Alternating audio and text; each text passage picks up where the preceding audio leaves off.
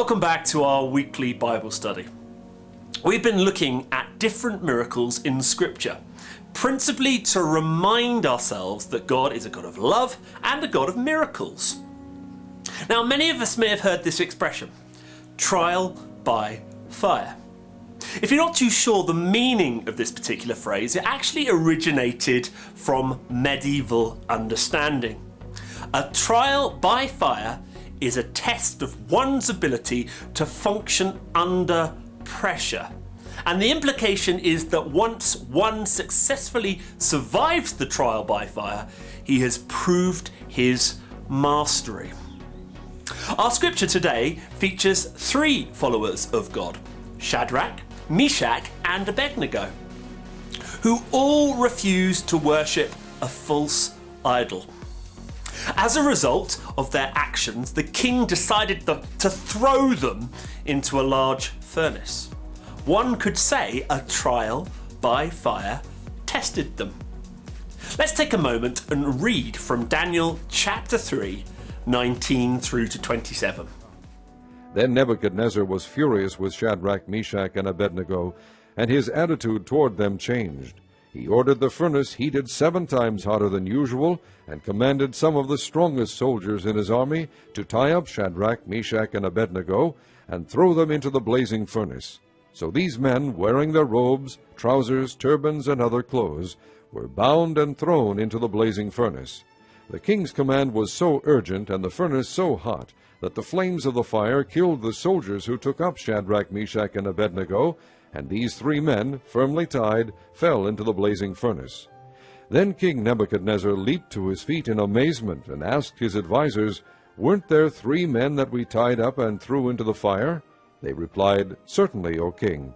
He said, "Look, I see 4 men walking around in the fire, unbound and unharmed, and the 4th looks like a son of the gods."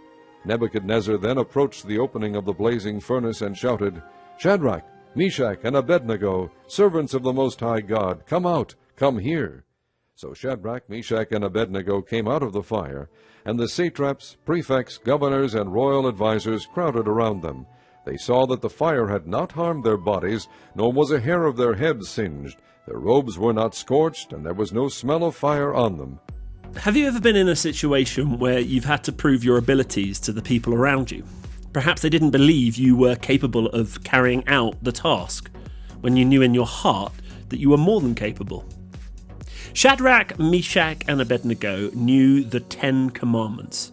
They knew the second commandment instructed God's people not to have any other gods before the one true God.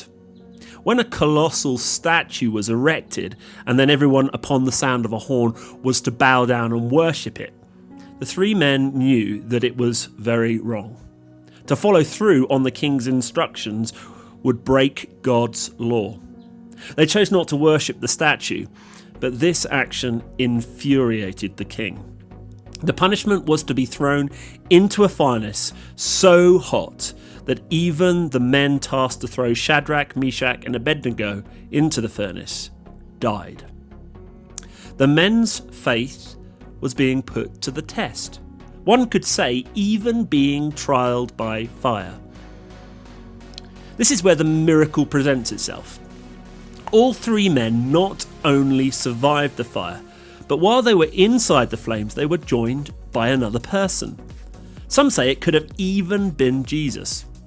What we do know is this: God protected them and demonstrated to the king that their faith was true and correct. Here is the challenge. Being a follower of Christ is not easy.